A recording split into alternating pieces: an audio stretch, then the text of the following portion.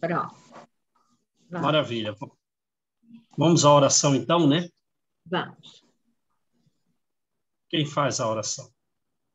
Posso fazer, João. Beleza, Manu. Maravilha. Pai de amor e bondade, Divino Mestre Jesus, amigos amorosos da espiritualidade que estão sempre a nos acompanhar nos nossos estudos, André Luiz e Allan Kardec, que tanto trabalharam em prol de deixar alguma coisa para nós, seja através de mentores espirituais, seja através do homem encarnado, que todos receberam essas mensagens que hoje aqui estudamos, Pai, a fim, Senhor, de ter um pouco mais de conhecimento, um pouco mais de estarmos junto na Tua doutrina. Ó Pai, agradecidos estamos por esse momento de podermos nos reunir, mesmo que cada um em sua casa, mas estamos a nos ver e sabemos que em breve, Senhor, estaremos todos juntos novamente. Agradecidos estamos pela oportunidade de estarmos encarnados, buscando, Senhor, um pouco mais de evolução. Te agradecemos pela oportunidade de conhecer o Espiritismo, de conhecer um pouco mais do Teu reino, Senhor. Pelos livros que nos trazem todas essas escritas, contando-nos um pouquinho mais. Que possamos, Senhor, no dia de hoje, caminhando contigo, com André Luiz e Allan Kardec, termos um pouco mais de conhecimento. Obrigado, Pai, pelo João que nos oportuniza esses conhecimentos, sempre buscando nos esclarecer naquilo que não sabemos. Muito obrigado, Pai. Fique conosco, hoje e sempre. Graças a Deus.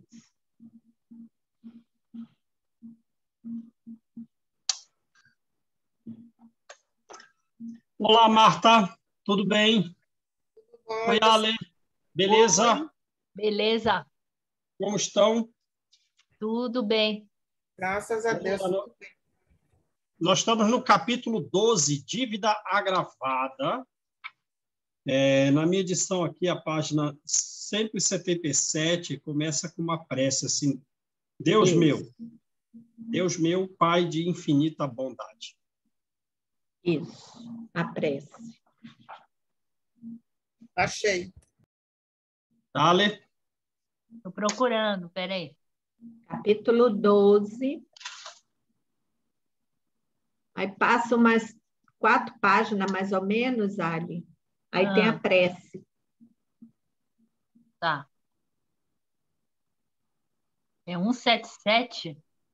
É, 177. Nessa edição nova aqui, né? De capa coloridinha.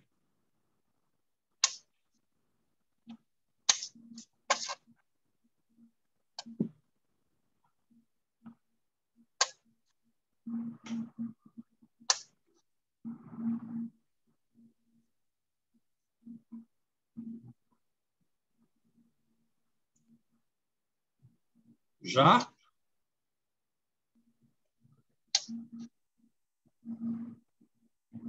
Sim. Oi, Paula.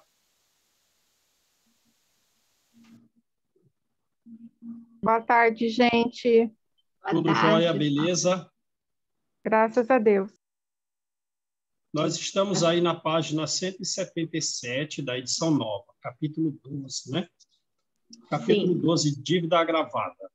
Obrigada. O parágrafo que a gente começa é aquele: Deus meu, Pai de infinita bondade. Obrigada. Achou aí, Ale?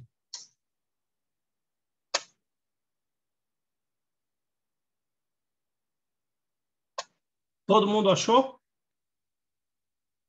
Não sei se a Ale achou. Acho que Bom, achei, eu estou falando aqui, mas tá mudo. Achei, valeu. Tá, beleza, vamos lá. Vai vendo, né, Mal?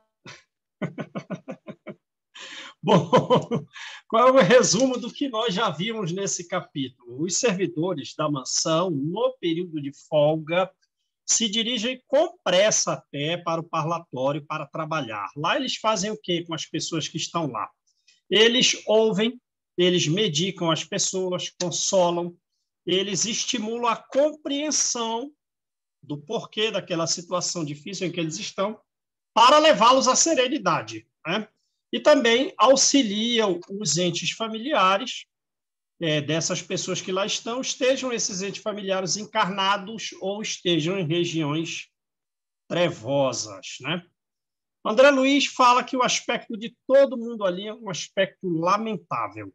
Eles são exóticos, demonstram agonia. As mulheres, um semblante miserável pela dificuldade. Os homens, se você olha nos olhos, um profundo ódio ou uma infinita angústia. Não dá para saber que idade eles têm. Eles são todos assemelhados, parecendo fantasmas. Muitos têm as mãos em garra, né? E pelo olhar a demonstrar fúria ou medo, se vê a loucura mental deles, né? Fazem prece misturadas às revoltas, mas não conseguem entrar no templo, porque a luminosidade lhes impede, seja pelas deformidades internas ou externas, né? Que se relacionam uma e outra, porque eles iam se mostrar lá cruéis, perversos, revoltados. Eles dizem querer entrar no templo, mas internamente eles ironizam e blasfemam de Deus. Então, essa luminosidade protege a instituição, porque senão eles iam, digamos assim, aniquilá-la, ia quebrar tudo ali, ou ela não ia obter os resultados que obtém. Então, as portas da instituição estão abertas ao sofrimento e à prova, mas estão fechadas ao desespero e à rebeldia. Enquanto eles vão dialogando isso, num determinado momento, dezenas e dezenas de braços, né, ressequidos, parecendo galhos secos, interrompe aquele diálogo. Eles estão pedindo socorro. Mas Silas, apesar de ter compaixão, não os atende, porque não ia ter resultado positivo, naturalmente, algum atendimento ali. Então, veja, não é tudo que a gente consegue atender, né? Mas uma senhora chamada Luísa vem aos prantos, muito emocionada, a ponto de não conseguir falar, pedir socorro para a filha na iminência de suicídio. Ela tem que tomar uma energia de força de Aulus, mandando que ela falasse, porque senão ela não completa a fala. Vejam, então, a emoção da pessoa, porque a leitura do livro a gente não consegue captar a coisa. E eles, então, sem perda de tempo, vêm para cá, para a Terra, para evitar o suicídio de Marina. Ela está há 30 anos reencarnada, então essa é a idade dela. Ela passou pela mansão e está com o débito desta reencarnação agravado em prol dela própria. Quer dizer, uma coisa foi o planejamento dela, outra coisa foi em função da má conduta terrena, teve na própria reencarnação a prova muitíssimo agravada. E Hilário percebe o seguinte, uma coisa aí de vocês, né? Que as mulheres na condição de mãe ou de esposas são uma das forças mais respeitáveis da criação de Deus, porque elas, muitas, não demandam as regiões superiores se seus entes queridos também não forem. Chegando à casa de Marina, uma casa simples, só tem 3 cômodos. Está lá ela a chorar com sofreguidão, beijando a filha de 2 a 3 anos de idade, que a filha tem uma debilidade mental significativa, e ela própria, a filha, não para de chorar. Então, a Marina pega o copo com veneno. Ela está ajoelhada em cima da filha, chorando, numa espécie de despedida. Pega o veneno e, antes de levar aquele veneno à boca, Silas fala com uma voz muito firme. Como você pensa em morrer sem antes fazer uma oração? Foi uma rajada de energia tão violenta no cérebro dela que deu um brilho nos olhos, o copo tremeu e ela ficou na dúvida. E aí? Me suicido ou não? E Silas continuou, agora de forma mais amorosa, de forma mais carinhosa, mas ela tomou esse impacto de firmeza, né? Aí Silas continuou, o que ela fez? Colocou o copo de volta em cima da mesa, e ela, que estava ajoelhada em cima da filha, ia beber o copo. Nessa situação, se levantou com tudo, se levantou e automaticamente, quer dizer, sem muito raciocinar, o raciocínio é de Silas. Ela se deitou na cama para fazer a oração. Beleza? Foi aí que a gente parou. Então, vamos a essa oração. Então, veja o estado emocional da pessoa na iminência do suicídio, recebendo um jato de energia, né, que clareou os olhos. Deus meu, Pai de infinita bondade. É claro, a minha emoção está errada aqui. Ela está meio desesperada, né? Ia tentar o suicídio. Implorou em voz alta. Então, ela está falando em voz alta mesmo, apesar de estar só ela e a filha de 2 anos, e a filha com uma debilidade intelectual, provavelmente não a entende. E, além de tudo, ela é surda-muda, né, a menina? Compadece-te de mim, perdoa-me o fracasso. Não suporto mais. Sem minha presença, meu marido viverá mais tranquilo no leprosário. Olha a prova, né? Olha a prova já. Marido no leprosário. E minha desventurada filhinha, nessa situação em que se encontra, encontrará corações caridosos que lhe dispensem amor. Não tenho mais recursos psicológicos, energia, força, né? E também deve estar com uma dificuldade econômica significativa. É óbvio que isso aqui é falso, né? A pessoa se suicida e acha que os entes queridos vão ficar mais felizes, mais livres. Pelo amor de Deus, né? Como diz o Divaldo, isso é uma tremenda covardia. Se a pessoa tenta se suicidar em função da dor que carrega, não deveria, porque mata os parentes que ficam. Ô, Júnior, e ela ainda está contando com os outros para cuidar da filha dela, né? Pois é, né? Que outros são esses? Que outros? Não tem ninguém. Que outros são esses? Porque ela diz, né? Vai, encontrará. Não tem nem quem indique. É a dificuldade de raciocínio da pessoa, né? Também sob uma influência obsessiva significativa. Não tem 100% de culpa na coisa, né? Então, vamos lá. Estou doente. Nossas contas esmagam-me. Então, dificuldade financeira também. Como vencer a enfermidade que me devora? Obrigada a costurar sem repouso entre o marido e a filhinha que reclamam assistência e ternura. Então, dificuldade econômica, né? A profissão não tão rentável e os entes queridos, todos com muita dificuldade. Silas administrava-lhe passes magnéticos de prostração, ou seja, desde que o Silas chegou, ele não parou de atuar com energia nela, né? Começou com uma energia de muita força, foi diminuindo indo para uma energia amorosa e carinhosa, levou ela a se deitar, fazer uma oração, e agora está colocando ela para dormir. Essas energias são distintas. Induzindo-a a ligeiro movimento do braço, fez que ela mesma, num impulso irrefletido, batesse com força no copo fatídico que rolou no piso do quarto, derramando o líquido letal. Percebe aí? Né? Então, induziu ela a movimentar o braço, né? E ela fez isso irrefletidamente. E o copo chão.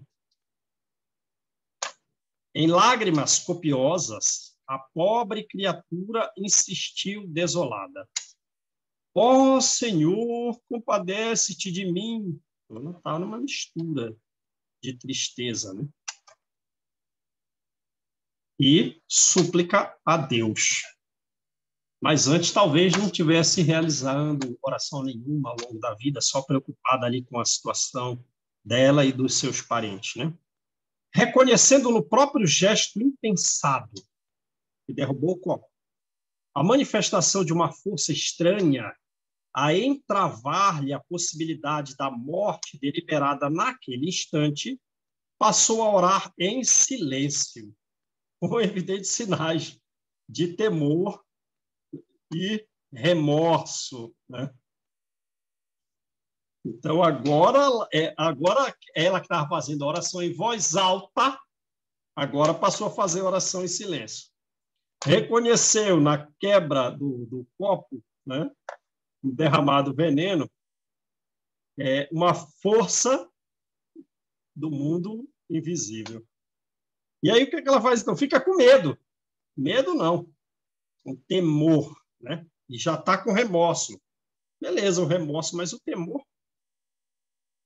Atitude mental essa que lhe acentuava a passividade e da qual se valeu o assistente para conduzi-la ao sono provocado. Então, agora ela perdeu totalmente o impulso interno de tentar o suicídio. Ela ficou passiva, quer dizer, agora eu vou aceitar as sugestões dessas forças ocultas que estão aqui. Estou meio com medo, vou ficar na minha. Então, vou ficar super passiva agora.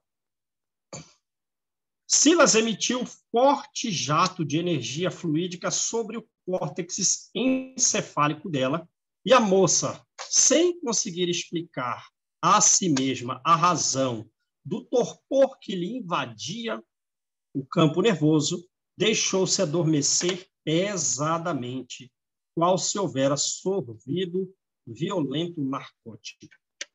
Vejam aí, realmente, os espíritos nos dirigem, né? Os espíritos nos dirigem. O assistente interrompeu a operação socorrista e falou-nos bondoso. Temos aqui asfixiante problema de conta agravada. Quer dizer, essa situação ali poderia ser outra. Como assim? Ela poderia não ter o esposo levado ao leprosário, poderia não ter uma filha com doenças mentais. Mas isso foi o agravamento da conta em função dos erros da vida que ela levou para que ela própria se corrigisse, não só do passado de erros, como também dos erros dessa reencarnação atual. Percebe? O agravamento da conta era, como nessa vida atual tu está fora do planejamento, a coisa ficou pior. A coisa ficou pior para o seu próprio benefício. Então, vamos lá. E designando a jovem mãe, agora extenuada, né, extremamente cansada, vai adormecer pesadamente, continuou. Marina veio de nossa mansão para auxiliar a Jorge e Zilda, dos quais se fizera devedora. Então, vamos aí vendo os nomes, né? Marina, ela reencarnou oriunda da mansão. Ela errou no passado com duas pessoas. Quem? Jorge Zilda. Ela deve para eles, ela é devedora. No século passado, ela, Marina, interpôs-se entre os dois, Jorge e Zilda, quando recém-casados, impelindo-os a deploráveis leviandades que lhes valeram angustiosa demência no plano espiritual. Ora, então a gente já vê que é um problema de natureza sexual, certo? Já é um problema de natureza sexual, de novo, igual a Laudemira. Se a Laudemira está levando 5 vidas e não consegue sair do imenso fosso no qual se precipitou, mesmo depois de 500 séculos, volta ao problema sexual, agora com relação a Marina. Né? No século passado, tinham 2 pessoas recém-casadas, Jorge e Zilda. Ela se meteu no meio desse casamento. Consequências, os dois levaram, uma vida leviana, uma vida deplorável. Então, ela acabou com esse casamento, né? Provavelmente ficou com o Jorge e a Zilda saiu a fazer besteira por aí. E depois o Jorge também saiu a fazer besteira com relação às questões sexuais, a ponto de que eles, depois que faleceram, eles ficaram dementes. E ainda, uma demência grave, uma demência angustiosa no plano espiritual. Depois de longos padecimentos, depois de longos desajustes, não diz o tempo em que eles ficaram no plano espiritual nesse estado de demência, padecimento, desajuste.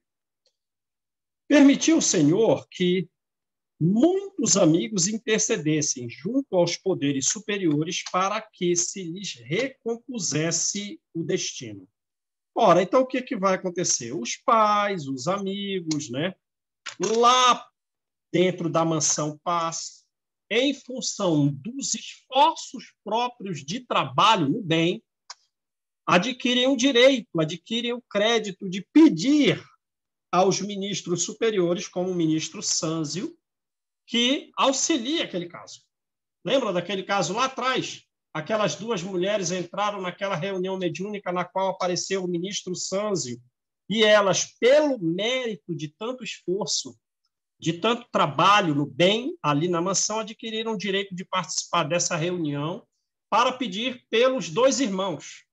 Elas eram casadas, cada uma com 2 irmãos, mas eles eram como se fossem aqueles coronéis nordestinos, dividindo um poder político numa cidade e levando um grupo e outro a digladiar entre si, causando a morte de um e de outro, atrasando o progresso de toda uma comunidade para a qual eles deveriam elevá-los a todos da comunidade. Lembram disso? Então, a mesma coisa aqui. Amigos com mérito de serviço pediram aos poderes superiores para que se recompusesse o destino desses 3. Quer dizer, deixa eles entrar na mansão, ministro Sânzio, deixa eles entrar. Tá bom, pode pôr para dentro. Vamos analisar esse caso. Qual vai ser a solução para esse caso? Aí os ministros muito elevados vão dizer qual vai ser a solução do caso. E os 3 renasceram no mesmo quadro social para o trabalho regenerativo. Então, vê que a gente não vai se libertar tão facilmente daquilo que nós fizemos de errado, da confusão da qual nós participamos de erro. Nós vamos ter que resolver nós mesmos. Eles 3, né? Marina se meteu no casamento deles, se tornou devedora. E agora? Vai renascer os 3 juntos. Porque se for buscar mais lá para trás, a história também é de erro. Aí talvez já não seja a Marina, seja o Jorge e a Zilda. Né? Então, renascem no mesmo quadro social para o trabalho regenerativo. É a determinação dos ministros superiores. Marina, a primogênita do lar de nossa irmã Luísa, quer dizer, então, Marina, essa que é a devedora do Jorge e da Zilda, né? Que agora está desejando se suicidar e foi impedida pelo Silas. Ela foi a filha mais velha da irmã Luísa, a que pediu, né, lá no parlatório da mansão, o auxílio de Silas. Recebeu a incumbência de tutelar a irmãzinha menor, que assim se desenvolveu ao calor de seu fraternal carinho. Então, ela era mais velha que a irmã, que deve ser a Zilda.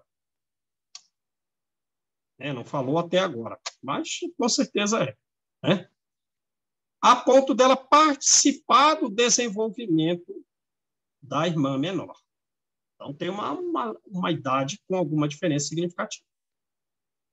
Mas quando moças feitas há alguns anos, eis que, lembra que a Marina tem 30 anos, então a Zilda devia ter uns 25, menos. Mas quando moças feitas há alguns anos, eis que, segundo o programa de serviço traçado antes da reencarnação, a jovem Zilda reencontra Jorge, esse era o plano, e que se cumpriu. A Zilda reencontrou Jorge, reatam instintivamente os elos afetivos do pretérito. Amam-se com fervor e confiam-se ao noivado. Então, se tornam noivos. Tudo bem até aí no plano. Marina, porém, longe de corresponder às promessas esposadas no mundo maior, pelas quais lhe cabia amar o mesmo homem, no silêncio da renúncia construtiva, amparando a irmãzinha, a Zilda, outrora repudiada esposa, amparando a Zilda nas lutas purificadoras que a atualidade lhe ofertaria. Esse era o plano. Olha só qual era o plano. Você vai amar a mesma pessoa, mas você tem que renunciar. Quer dizer que, então, a espiritualidade está preocupada e coloca como prova até as questões sentimentais nossas. Sim. Até as questões sentimentais nossas. Você vai amar o mesmo homem, mas você tem que ficar na renúncia em prol da sua irmã. Tudo bem? Tudo bem. Eu prometo que vou fazer isso, que vou participar desse plano. Estou me preparando. Creio que estou confiante para cumprir isso. Mas o que acontece? Passou a maquinar projetos inconfessáveis, tomada de intensa paixão, completamente cega e surda aos avisos da sua consciência. Quer dizer, também ela não vem da Mansão Paz? Vem. A Mansão Paz não a apoia em todo o plano reencarnatório dela? Apoia. Apoia, nunca deixa na mão. Mesmo a pessoa vindo de instituição inferior, região de trevas, de abismo, ela tem o auxílio de pessoas que trabalham naquela instituição para cumprir o planejamento, e não só, com pessoas de cima, de colônias superiores e até muito altas. Foi o ministro Sanzo que determinou o plano dos 3, ou outro ministro de grau assemelhado. Né? Mas ela se fez surda, se fez cega ao aviso de muitos espíritos, inclusive talvez o Silas. Então, a gente não vai perder a liberdade. Né? Não foi assim que Emmanuel renunciou a Jesus e participou, sugerindo algumas coisas do processo, digamos, judicial, que não ocorreu e deveriam os romanos julgar, da morte do mestre? Sim, sim. Depois, junto com Pilatos, Públio Lentulus não lavou as mãos? Lavou as mãos. Lavou as mãos. Então, a gente tem a liberdade. Então, cega e surda aos ouvidos da consciência. Começou a envolver o noivo da irmã em larga teia de seduções. Ora, como já está fazendo a coisa errada, sendo assim, o seguinte, pensamos.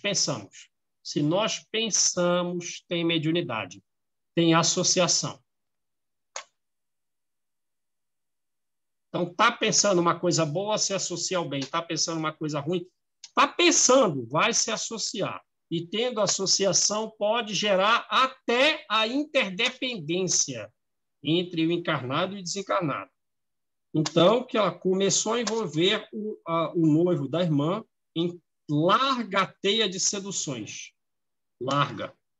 Ora, atraiu para o seu escuso objetivo, né? O objetivo tenebroso, o apoio de entidades caprichosas e enfermiças. Vai ter associação em tudo que a gente pensar. Por intermédio de doentios desejos. Passou a hipnotizar o moço espontaneamente. Tem aí, ó, a influência espiritual positiva, negativa, seguiu em frente na errada. Com o auxílio de vampiros desencarnados, cuja companhia aliciara, atraiu sem perceber.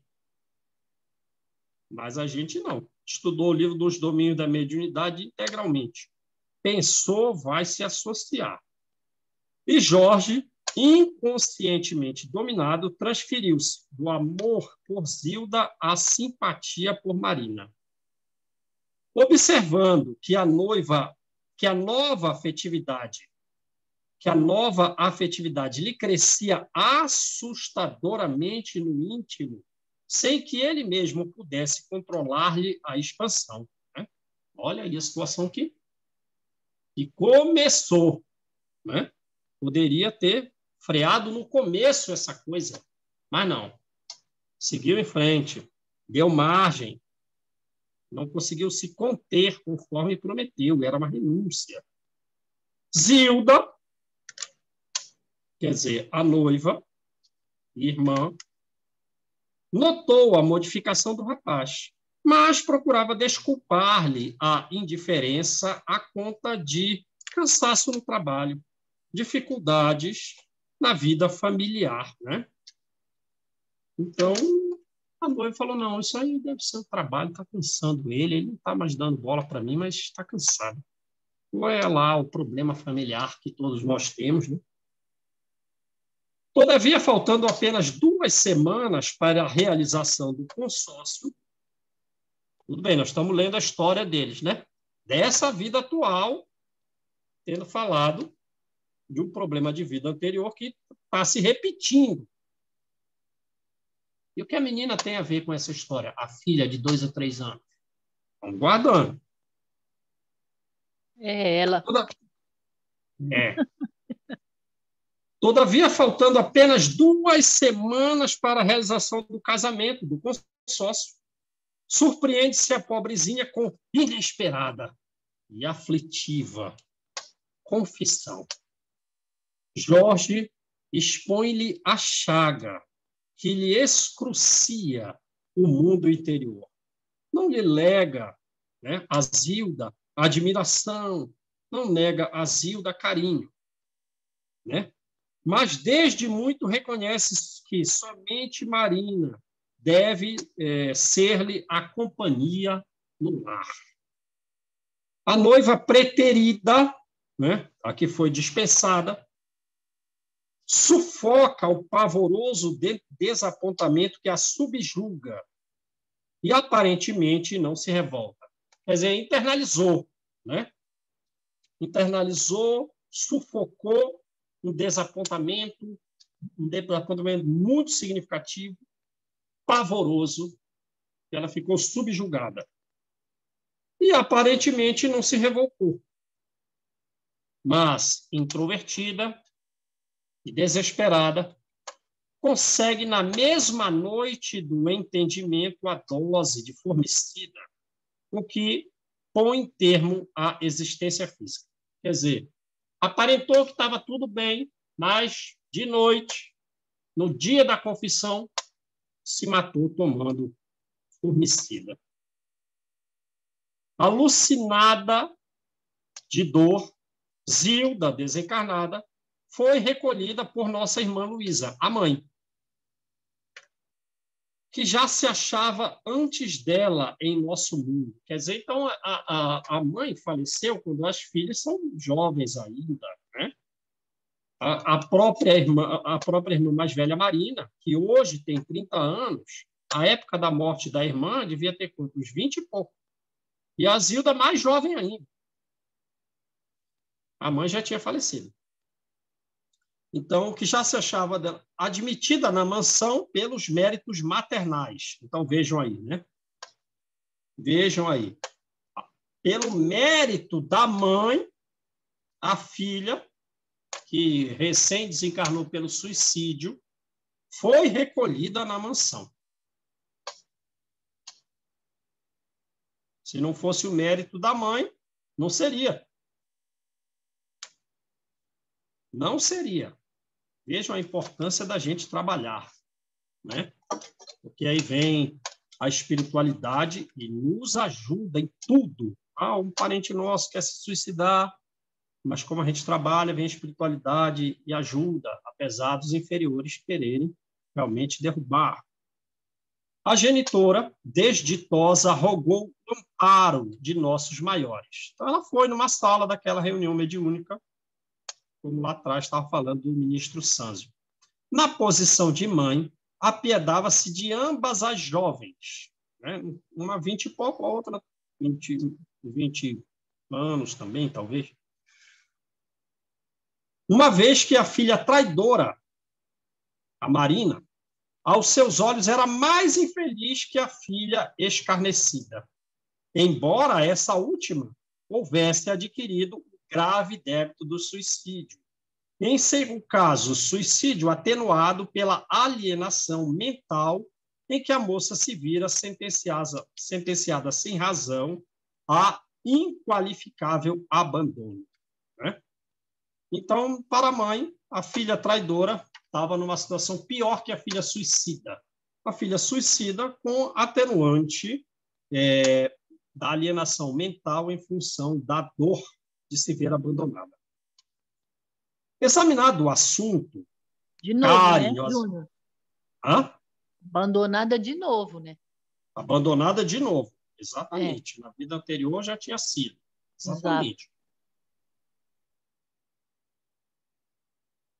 Repetindo o erro a Marina, né? Examinado o assunto carinhosamente pelo ministro Sâncio, olha aí, que conhecemos pessoalmente, determinou ele que Marina fosse considerada devedora em conta agravada por ela mesma. Quer dizer, Marina, você estava devendo 100, agora sua dívida aumentou aí para uns 200. A conta ficou mais grave. O débito da Marina piorou. Mas reencarnou para adquirir crédito, mas agora piorou. Adquiriu débito. E olha que tem 20 e poucos anos. E logo após a decisão providenciou para de que Zilda fosse recambiada ao lar para receber aí os cuidados merecidos. Ora, então não falou, mas Zilda foi recambiada ao lar. Então talvez essa criança de 2 a 3 anos seja ela, a irmã suicida, né? Que teve o noivo usurpado.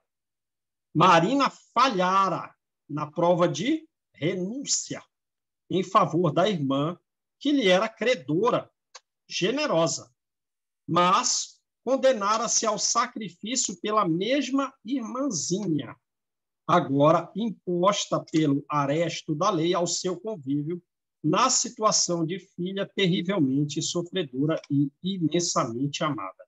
Quer dizer, então, aqui no plano reencarnatório, a lei vai dar um jeito para a gente se recuperar de qualquer jeito.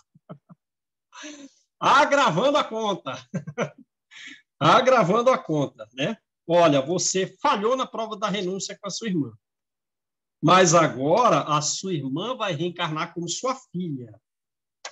E ela vai vir com uma terrível prova. Quer dizer, vai vir com as consequências do suicídio, do qual você foi, de certa forma, você participou da causa do suicídio. Claro que a pessoa que estava fragilizada, mas tu carrega um percentual de culpa. Agora você você está condenada ao sacrifício pela sua irmã. É isso que fala literalmente que a palavra é. Tu falhou na prova da renúncia, falei, mas eu vou te dar uma outra. Sim. Agora você está condenado a sacrificar-se por ela. Ô, Júnior, e Sim. o bacana que eu vejo assim é que eles não perdem tempo, não, né? Não. Porque, por exemplo, no caso aí, mudou totalmente a programação. Sim. Porque não era essa. E já que ela mudou a promessa, né, e ela não conseguiu, mudou a programação, porque a gente pensa assim, gente, que bacana assim, quer dizer, ela errou, né? Falhou, mas os espíritos, os bons espíritos, dão um jeito da gente recuperar na mesma vida. Não. Isso que eu acho, isso que eu acho interessante. Eu não estou achando bom ela cair, né? Mas o interessante é que eles aproveitam a mesma reencarnação dela para falar assim, filha, caminha de qualquer jeito, lascada mesmo. Sim. A finalidade fica mantida, né? Você tem que chegar aqui melhor.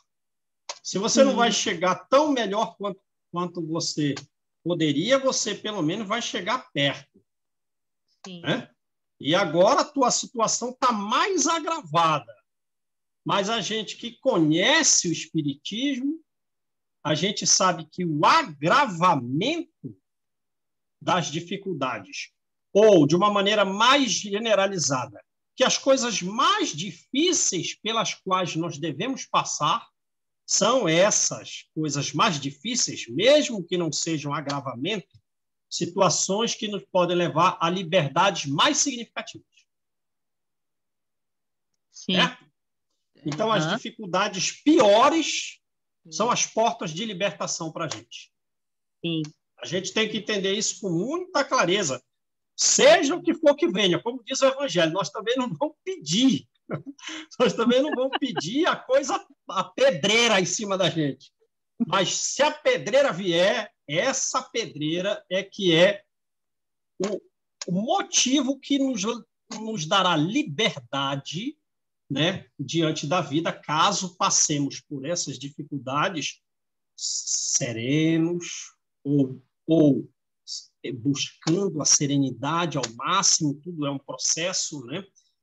Começou com muita dificuldade, mas em 1 ano, em 2 anos, em 3 anos, a gente vai suplantar essa dor, vai suplantar essa dificuldade e seguir em frente, porque o que é o mais difícil é o melhor. Sim. Sim. É reeducação do pai, né? E eu me lembro do Haroldo, quando ele fala sobre esses assuntos, ele fala assim, se um bem te chega, e você acha que é bem mesmo. Você está recebendo aí uns presentinhos, umas coisas boas. Mas se chega um mal que você acha que é mal, é bem. É bem é o maior também. bem. É bem maior ainda. É bem porque Deus está te reeducando. E amanhã você vai ver o resultado disso. O Haroldo fala, então, tudo que chega para nós é bem, mesmo que nós não tenhamos olhos de ver aquele bem e a gente acaba julgando como mal. Essa coisa que acho que precisa entrar na nossa cabeça, né, Júnior? Sim. Para a gente O parar bem de até reclamar. amolece. O bem que a gente acha que é bem Então, vai levar à moleza. Eu sei. Vai eu levar sei. ao descanso. Eu sei. A dificuldade vai elevar. Né? A Joana diz que, seja qual for a dor moral, física, que te leve para uma cadeira de roda, para uma cama, ou um problema significativo, psicológico, agradece a Deus, porque isso é exercício de fixação do bem em nós. Então, vamos lá. Né? Então, a filha, que é a irmã, né? Que se suicidou em função das ações do furto, vou botar de forma simples, do noivo, veio como filha agora em sofrimento grave. Foi assim que Jorge e Marina livres. Livres. livres, nunca têm liberdade das leis divinas. Se agravou o caminho, a prova vem, vai majorar a prova. Casaram-se, recolhendo da terra a comunhão afetiva pela qual suspiravam. Quer dizer, olha a situação de cegueira desse cérebro. Olha a situação de cegueira desse cérebro e digamos, do descarte dos avisos da espiritualidade superior e, por consequência, a imediata concórdia com os inferiores. Esse é o homem da minha vida, eu vou casar com ele. Minha filha, ele é o noivo da sua irmã, se acomode. Não, eu vou dar vazão aos meus sentimentos acima da moralidade. Tá bom, vai. Demorou 5 anos, o esposo está leproso e a filha surda, muda, doente mental. Era esse o futuro que tu estava esperando? Não. Mas foi esse agravamento que surgiu em função do teu erro desta vida, não foi de outra vida. Porque a tua filha poderia ser outra, não a tua própria irmã. Caso tu se casasse com outro homem, então tu tinha um outro planejamento. Mas agora tu vai receber esse, agravado. Porque é o melhor para ti. Casou achando que estava a maravilha do mundo, não demorou muito. Olha aí os problemas à frente. Entretanto, 2 anos após o enlace, olha aí então, 2 anos, nem foi tanto tempo de uma vida feliz. Até uma vida feliz, a irmã se suicidou em função da comunhão deles. E logo depois, 2 anos do casamento, receberam Zilda, enredado o berço como filhinha estremecida. Qual é o estremecimento dela? Mas desde os primeiros meses do rebento do fruto adorado, identificaram-lhe a prova dolorosa. Quer dizer, a Zilda nasceu, aí tem lá 1 mês. Aí passou 2 meses. Essa menina está com algum problema. Ela está em alguma prova dolorosa, está com algum problema. Zilda, hoje chamada Nilda, só mudou o primeiro nome, nasceu surda-muda e retardada, mentalmente retardada. Não era nada disso teu planejamento. Era para tu casar com outro homem, outra pessoa ou outras pessoas seriam seus filhos, mas como você se comportou mal, o teu planejamento em função de ti mesmo vai se agravar. E os outros que estavam vinculados a ti vão nascer em outro lugar. A tua filha vai ser tua irmã e ela vem surda-muda, mentalmente retardada, 2 anos depois do seu casamento. Em consequência do trauma perispirítico experimentado na morte por envenenamento voluntário. Então, vamos vendo aí, tomou formicida, vem surda-muda e vem com doença mental, mentalmente retardada. O Divaldo fala que a irmã dele tomou um veneno e ela veio com o lábio leporino. Mas parece que não era retardada mental, mas ia viver um prazo curto, só para recuperar aquela vida. Né? Depois já renasceu de novo. Enfim, a espiritualidade, de fato, não perde tempo. Inconsciente e atormentada nos refolhos do ser pelas recordações asfixiantes do passado recente, chora quase dia e noite. Quer dizer, ela reencarnou quase que imediatamente, né? Ali, 3, 4 anos depois da coisa. E então, ela, digamos assim, está com aquele conteúdo mental, de ter sido abandonada pelo noivo, que foi a razão do seu suicídio, a tal ponto dela ter se considerado como uma alienada mental no momento do suicídio. Ora, essa pessoa reencarna, essa ideia, basicamente, nem a reencarnação, que é, digamos assim, um choque biológico duradouro, vai fazer com que se apague este sentimento e essa própria ideia de ter sido abandonada, ainda mais nessa idade que ela tem, de 2 a 3 anos. Então, ela recorda desse passado recente, e ela, reencarnada com 2 ou 3 anos, chora dia e noite em função disso. No livro Nos Domínios da Mediunidade tem um caso que o esposo na Europa mata a mulher, né, a facadas, mata a mulher a facadas, e passado, então, lá 150 anos, 200 anos, essa mulher reencarna. E toda vez que o espírito do marido, ele está desencarnado, já, digamos, muitíssimo arrependido, num grau de entristecimento significativo, quando ele se aproxima dela, ela tem uma manifestação anímica, recordando o episódio da morte de séculos atrás. Então, digamos assim, ela cristalizou esse sofrimento que nem a reencarnação não venceu, mesmo depois de séculos. Porém, essa aqui, que reencarnou 2, 3 anos depois, não tem como. Não tem como, não vai esquecer a coisa. Chorando de noite. A tristeza vem junto, né? Vem junto, e a própria recordação do caso, ainda mais nessa faixa etária com 2 a 3 anos, a alma não está tão atrelada ao corpo ainda, né? Sim. E então, o tempo muito curto, né? Muito entre curto. o falecimento e o reencarne de novo. Sim. Aí sim. É que vem lembrando de tudo, né? Uhum. Não teve nem tempo de trabalhar lá na erraticidade essa emoção, né? Esse raciocínio lógico, não deu nem para fazer uma psicoterapia lá, né? Não deu.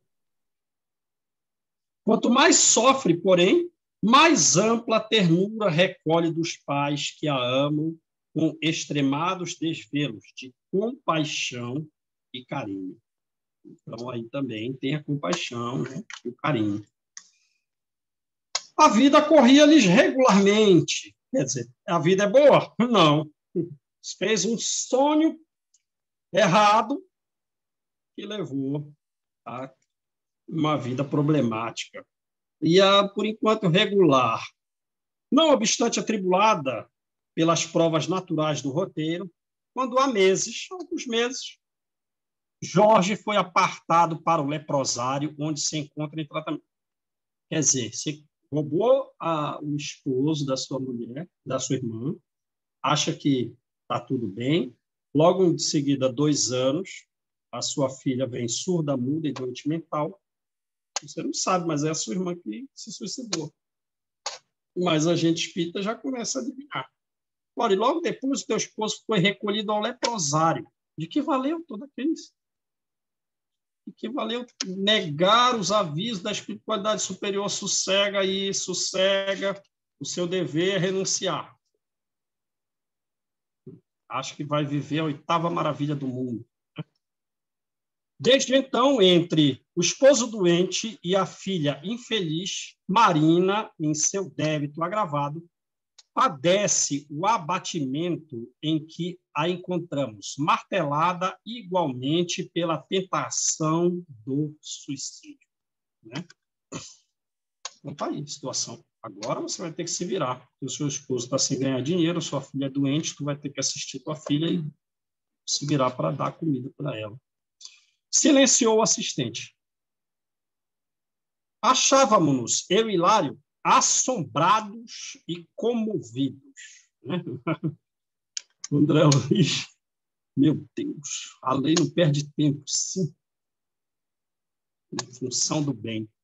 O problema era doloroso do ponto de vista humano. Do ponto de vista humano. Contudo, esse problema grave, agravado, encerrava um precioso ensinamento da justiça divina a favor da gente. Silas acariciou a moça prostrada e acentuou: auxiliar-nos-á o Senhor para que se recupere e reanime. Nesse instante, a irmã Luísa, que é a mãe, né, penetrou no recinto entre deprimida e ansiosa. Então, a mãe também não está muito bem para ajudar, né? Penetrou agora. Inteirou-se de todas as ocorrências e agradeceu, enxugando as lágrimas. Então, Silas falou o que ele fez, o que aconteceu, e que ela não se suicidou e agora está dormindo, né? Silas, no entanto, interessado em conduzir o socorro até o fim, mas ele não acabou. Administrou novos recursos magnéticos à mãezinha debilitada e então presenciamos um quadro inesquecível. Não acabou, né? Silas, desde o momento que fez ela pensar na oração antes de morrer, depois fez ela bater o copo, se deitar na cama, fazer a oração, não acabou.